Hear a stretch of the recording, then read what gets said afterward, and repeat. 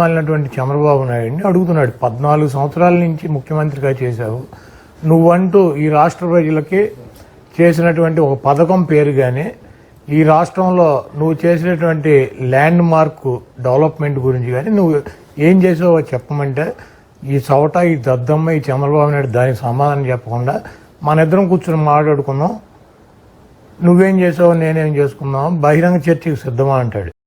చంద్రబాబు నాయుడు, జగన్మోహన్ రెడ్డి గారు బహిరంగ సభకి, బహిరంగ చర్చకి గనక కూర్చునే పరిస్థితి ఉంటే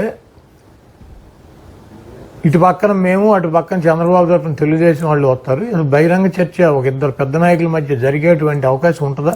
ఇది భారతదేశంలో ఎక్కడ జరిగిందా? జగన్మోహన్ రెడ్డి గారి స్థాయి ఏంటి, చంద్రబాబు నాయుడు స్థాయి ఏంటి? 3 పార్టీలు కలిసి పోటీ చేసినా కూడా జగన్మోహన్ రెడ్డి గారి మీద గెలవగలనా లేదా అని చెప్పి మిణుకుమంట చేస్తున్నాడు. చంద్రబాబు నాయుడు గారి పార్టీ సైజు ఎంత, జగన్మోహన్ రెడ్డి గారి పార్టీ సైజు ఎంత?